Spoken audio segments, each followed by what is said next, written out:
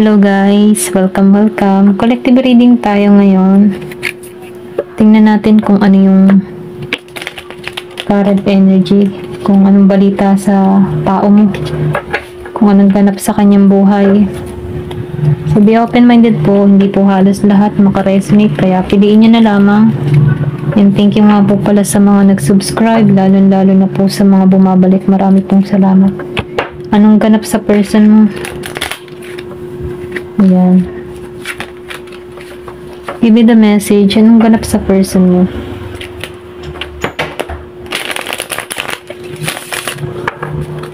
Give me the message. Anong ganap sa person mo? Anong kanyang ganap ngayon? Oh, the star reverse. Lumabas ang the star reverse. Naka-reverse. Two of Pentacles.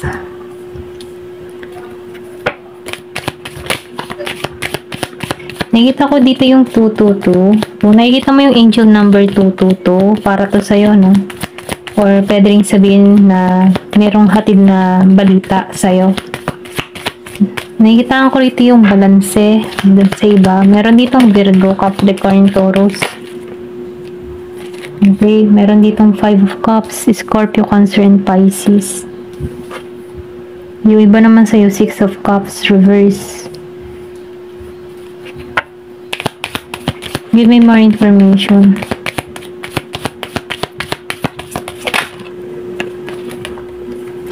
The moon. Andito ang moon. Napifeel ko dito yung malalim na nararamdaman ng person mo. Okay, meron ditong emperor. Kung meron ka mang person dito na naging duwag sa'yo, or hindi ka nito pinaglaban, inalisan ka nito ng walang paalam, andun pa rin yung nararamdaman ng tao na to. May mga dahilan siya kung bakit niya nagawa ito, okay? Pwede rin sabihin merong tong involved na family, may ayaw sa connection na to, or pwede rin sabihin na meron pa siyang mas inuna para rito, okay? Para yung ba tipo mas meron siyang inasikaso kaysa sa connection nyo. Ayan, give me more information. Pero meron tong paghiling, meron dito nagmamanifest. Pwede nang ganap na to, okay? Ito lang yung nakikita ko. Meron ditong the star reverse, then sinabayan ng 2 of Pentacles. Meron ditong tao na hindi naging matagumpay dito sa the star. Pwede rin sabihin yung connection nyo, hindi naging matagumpay, hindi naging maayos, ano. Gusto nitong maayos to. Ito lang nakikita ko kasi nagkaroon kayo ng problema dito sa the star, hindi lumago. Kumbaga, naputol agad yung connection or merong nanahimik dito. Ito lang nakikita ko. Pero ganun pa man, meron ditong humihiling, nagbabaka sakali muli sa'yo, okay? Umaasa to na magkaroon ng balanse kayo dito sa 2 of Pentacles and the 5 of Cups. Kumbaga, itong tao nito, gusto nitong hilumin yung connection or pwede rin sabihin na gusto nitong magpatuloy ngayon dito. Kasi dito sa 5 of Cups, kung makikita mo sa 5 of Cups, bumagsak yung 3 cups, ano. Then, nakatayo yung 2 cups. Then, sinabayan pa ng 2 of Pentacles dito din. Kung madalas mo makita yung 222, meron tong pahiwatig sa'yo, okay? Then, lumabas din dito sa The Magician, meron din 2. Then, nakikita ko rin dito, no, andun pa rin yung lalim ng nararamdaman ng tao neto, okay? May pagka na siya eh. Yung bang tipo na, halimbawa, lalaki siya, no? Pero meron siyang pusong babae, okay? Sensitibo, okay? Pwede rin sabihin, meron kang mga nasabing masasakit dito na tinamaan itong tao mo. Kasi masyado siyang sensitive. Pwede rin sabihin na ikaw isang tipo ng prangka, may nasabi ka dito. Hindi niya kinaya yon, kaya meron tong pag-alis, okay? Pero ganun pa man, ano, nakikita ko dito na itong tao mo, pwede rin sabihin, ikaw, magkaiba kayo ng pag-uugali, masyado kang matigas. Kumbaga, sa inyong dalawa, mas strong ka. Nasa yung pagka-masculine energy, ano. Kasi sa atin kasi, meron tayong feminine energy and masculine energy. Kumbaga, sa'yo, mas nangingibabaw yung masculine energy mo kaysa sa feminine energy mo. So, ngayon nangyayari dito, yung person mo, mas nangingibabaw sa kanya yung feminine energy niya. Kaya, konting sabi mo lang ng hindi maganda, naapektuhan tong tao na to, okay? Nagdaramdam. Kumbaga, no, Yung parang tipo na mababa yung kanyang luha. Ganon. Ito lang nafe-feel ko. Masyado siyang maramdamin. Pero ganun pa man nafe-feel ko dito na meron ditong pagbabagong nagaganap sa tao mo. Okay?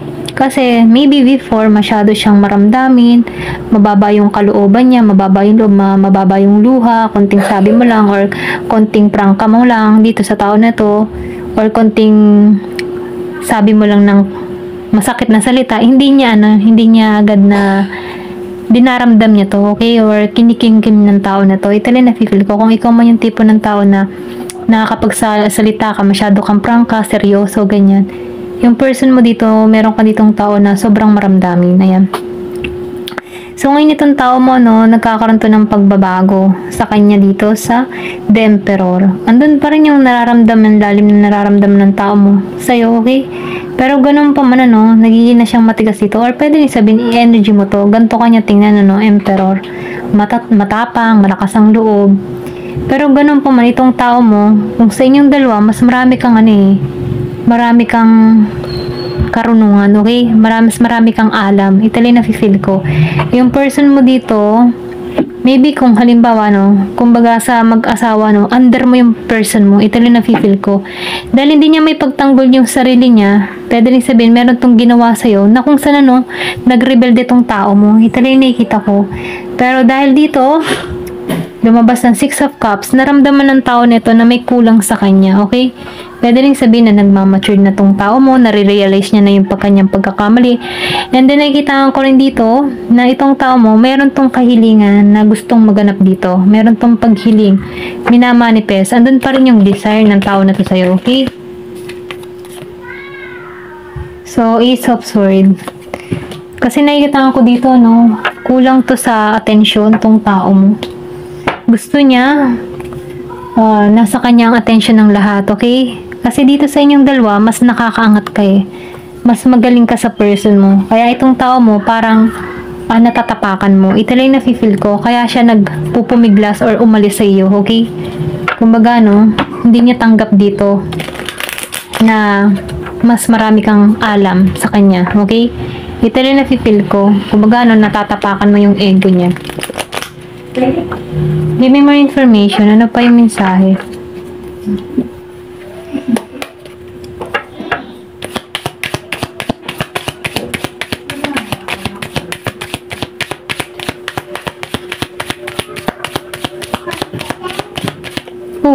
May pagkikita dito. Tumalsik to.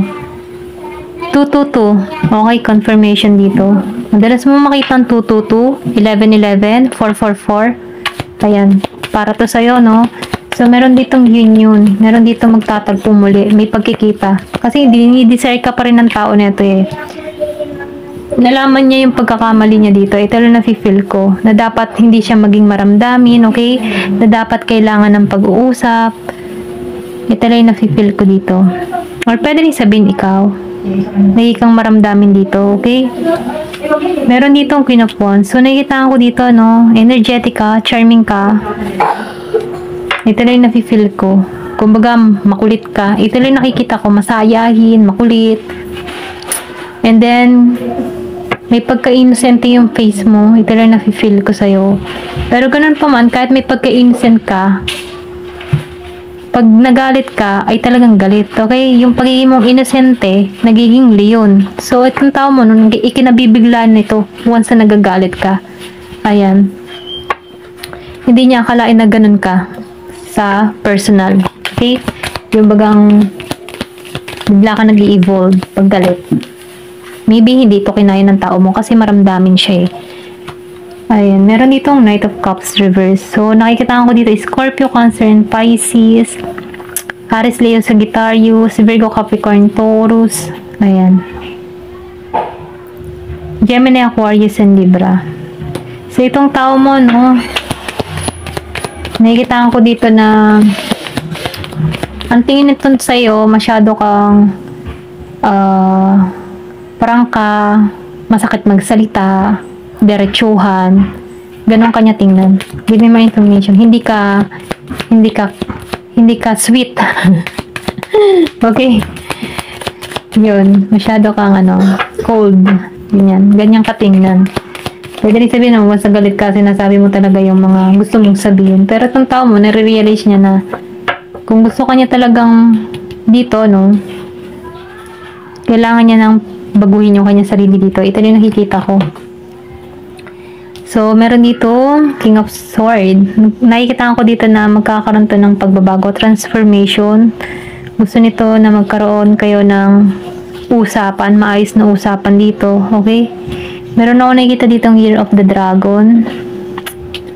And then, nakikita ko rin dito, no? Nag-iintay lang to ng right time or timing sa inyo. Okay?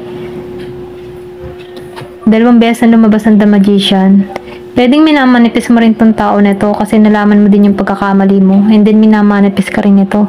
May pagkikitang muli. Pareho kayo nang nararamdaman. Maybe, nagkaroon lang kayo ng problema sa inyong sa mga salitaan. Or pwede rin sabihin hindi niya akalain na may ganun kang attitude, ganun. So, itong tao mo masyadong maramdamin, hindi niya kinaya kaya ito yung nag-back out sa'yo. Ito lang nakikita ko dun sa iba, no? Pero ganun pa man, nagkakaroon to ng realization dito na merong mali, okay? Meron siyang nagawang pagkakamali. Pwede rin, meron tong naging atraso sa'yo. Ayan. Meron ka din person dito na masyadong mapaghanap. Pwede rin nag-explore muna tong tao na to. Pero kahit nag-explore to or nakipag-fling-fling to sa iba, hindi niya makita yung katulad mo. Okay? Ito lang nakikita ko. Give me more information.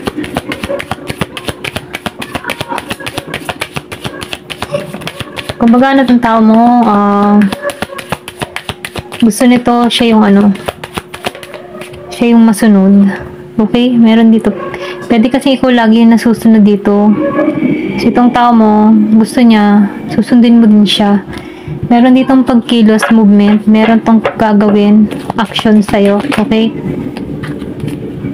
The Hangman reverse.